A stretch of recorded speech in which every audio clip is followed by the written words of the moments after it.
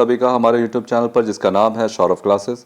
आज मैं MS semester 1 के सब्जेक्ट कोड CC2, जो हमारा तीसरा पेपर है, उससे मध्ययुगीन यूरोपीय सामंतवाद और उसके पतन के कारण को लेकर उपस्थित हुआ हूँ। तो चलिए बिना समय गंवाए अपने इस विषय को प्रारंभ करें। मध्ययुगीन यूरोपीय इतिहास में सामंतवाद का पतन एक महत्वपूर्ण विषय है। दरअसल सामंतवाद ने यूरोपीय जीवन के राजनीतिक, सामाजिक, आर्थिक एवं सांस्कृतिक पक्षों को विशेष रूप से प्रभावित किया था। यह किसी राजआज्ञा के द्वारा नहीं उपजा था, बल्कि उस समय की आवश्यकताओं ने इसके विकास में सहयोग दिया था। उस दौर में यूरोप में शांति, सुरक्षा, संरक्षण एवं सहायता प्राप्त करने के उद्देश्य से इसकी स्थापना की गई थी। लेकिन 14वीं एवं 15वीं शताब्दियों के दौरान कुछ नवीन प्रवृत्तियों का उदय हो रहा था। इन प्रवृत्तियों ने सामंतवाद के पतन में महत्वपूर्ण भूमिका निभाई। हम कुछ महत्वपूर्ण कारकों की संक्षिप्त व्याख्या कर रहे हैं जिन्होंने सामंतवाद के पतन में योगदान दिया। वे निम्नलिखित थे। पहला, नए हथियारों एवं बारूदों का चलन। नए शस्त्रों के प्रचलन, सामरिक पद्धति में परिवर्तन और विशेषतः बंदूक एवं बारूद के बढ़ते प्रयोग के कारण भी सामंतवाद का शीघ्रता से पतन हो गया। अभी तक सामंती किलों पर तीरों की मार का कोई प्रभाव नहीं पड़ता था, परंतु अब बंदूकों और तोपों की मार से किलों की दीवारें सामंतों की रक्षा करने में असमर्थ थी। राजा अब बारूद एवं गोलाबारी द्वारा सामंतों के किले पर आसानी से कब्जा कर लेता था। दूसरा है कृषि उत्पादन में वृद्धि। कृषि तकनीक में परिवर्तन से उत्पादकता में वृद्धि हुई। कृषि क्षेत्र में 2 खेत प्रणाली के स्थान पर 3 खेत प्रणाली का प्रादुर्भाव है। यद्यपि यूरोप में 8वीं शताब्दी में भी इस प्रकार की प्रणाली के पाए जाने के प्रमाण मिलते हैं, किंतु इस प्रणाली के प्रयोग का विस्तार 11वीं शताब्दी के आसपास देखने को मिलता है। 3 खेत प्रणाली के अंतर्गत कृषि योग्य भूमि को 3 बराबर टुकड़ों में बांट दिया जाता था।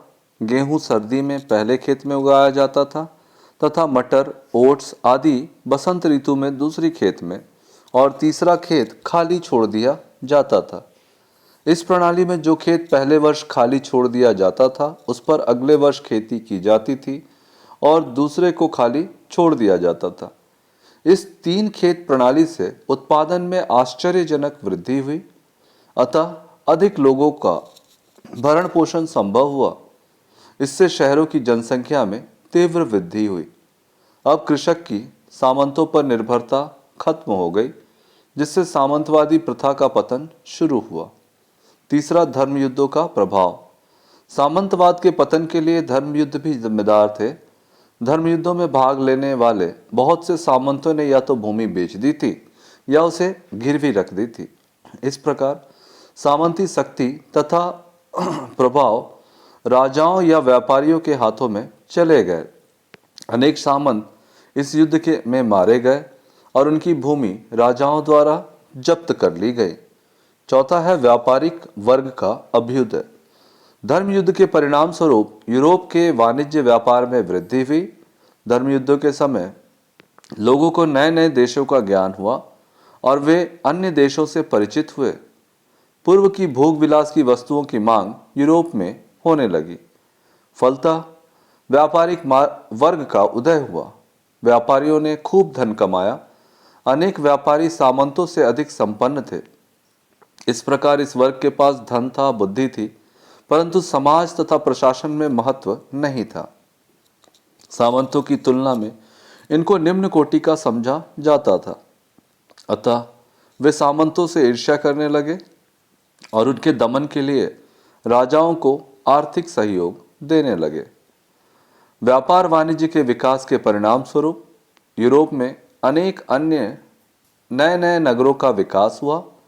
नगरों के व्यवसायियों को सस्ते मजदूरों की आवश्यकता थी, अतः उन्होंने गांव के किसानों एवं कृषि दासों को प्रलोभन देकर नगर में बसने के लिए प्रेरित किया। सामंतों को यह पसंद नहीं आया। अतः दोनों वर्गों में संघर्ष शुरू हो गया। राजा भी सामंतों से छुटकारा चाहता था। व्यापारिक वर्ग एवं राजाओं के सम्मिलित प्रयासों से सामंतवाद की शक्ति कमजोर होने लगी। पांचवा है राजा की शक्ति में वृद्धि। स्थायी सेना हो जाने से राजा की शक्ति में वृद्धि हुई। विभिन्न वर्गों के सहयोग ने भी राजा की शक्ति में वृद्धि की। विभिन्न वर्गों के सहयोग ने भी राजा की शक्ति बढ़ाई। मुद्रा के प्रचलन ने राजा को अपने अधिकार कायम करने में सहूलियत प्रदान की। अब वह प्रत्यक्ष रूप से राज्य पर कर लगाने लगा। राजाओं ने एक स्वतंत्र नौकरशाही का सृजन करके भी प्रशासनिक क्षेत्र में सामंतों के प्रभाव से मुक्ति पाई। छठा है किसानों के विद्रोह। सामंती प्रथा किसानों के शोषण पर आधारित थी। इन पर वे घोर अत्याचार करते थे। सामंती उत्पीड़न से क्षुब्ध होकर किसानों ने सामंत प्रथा का विरोध किया। किसानों ने संगठित विद्रोह को दबाना सामंतों के लिए कठिन हो गया। किसानों के संगठित विद्रोह को दबाना सामंतों के लिए कठिन हो गया। 1348 ईस्वी में वहां एक भीषण महामारी फैली जिसने यूरोप की लगभग आधी जनसंख्या का सफाया कर दिया। खेतों में काम करने वाले किसानों एवं मजदूरों की भारी कमी हो गई। इंग्लैंड और फ्रांस के किसानों ने विद्रोह कर दिया, परंतु इन विद्रोहों को कठोरतापूर्वक दबा दिया गया। परंतु किसानों ने के स्वतंत्र प्रेम समाप्त नहीं हुए। शहरों के उदय के कारण अब किसानों का सामंतों पर निर्भर रहना आवश्यक ना रह गया, क्योंकि वे शहर में अपनी जीविका चला सकते थे। इस तरह कृषकों के विद्रोह ने सामंतों की नींव हिला दी।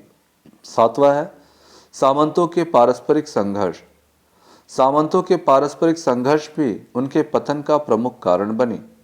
सभी सामंत अपनी अपनी सेना रखते थे। इस सेना ने एक ओर तो बर्बर आक्रमणकारियों से अपने देश की रक्षा की, तो दूसरी ओर आपस में लड़कर सामंती शक्ति क्षीण किया। फ्रांस और इंग्लैंड में इस तरह के संघर्ष उल्लेखनीय हैं। आठवां है परिवर्तित परिस्थितियां। कई सामंत सामंतंत्र के शत्रु बन गए। सामंतों ने देखा कि वेतन के लिए श्रम करने वाले स्वतंत्र किसान बाध्य होकर काम करने वाले कृषि दासों की अपेक्षा अधिक फसल पैदा करते हैं। बहुत से भूमिपति जो धन के लिए ललायित थे, इस बात के इच्छुक थे कि उनके कृषि दास या तो धन देकर अपनी स्वतंत्रता खरीद ले या लगान चाकरी के रूप में ना देकर धन के रूप में दे। कुछ भूपति ऐसे भी थे जो अपनी जागीर के नीरस जीवन के बजाय शहर या राज दरबार में रहना पसंद करते थे। तो निष्कर्ष देखेंगे। इस प्रकार उपरोक्त अध्ययनों से हम इस निष्कर्ष पर पहुंचते हैं कि सामंतवाद का उदय परिस्थितियों की उपज थी, लेकिन 14वीं और 15वीं शताब्दी के दौर में परिवर्तन की बयार शुरू हुई, जिसके प्रभाव स्वरूप सामंतवाद कमजोर पड़ने लगा। नए हथियारों के चलन, कृषि उत्पादन में वृद्धि, धर्म युद्धों के प्रभाव, व्यापारिक वर्ग के अभ्युदय, राजा की शक्ति में वृद्धि, कृषकों के विद्रोह, सामंतों के पारस्परिक झगड़ों या संघर्षों ने एक नवीन परिस्थितियां उत्पन्न कर दी, जिसके फलस्वरूप सामंतवाद का अस्तित्व कायम रखना असंभव हो गया। आज के लिए इतना ही।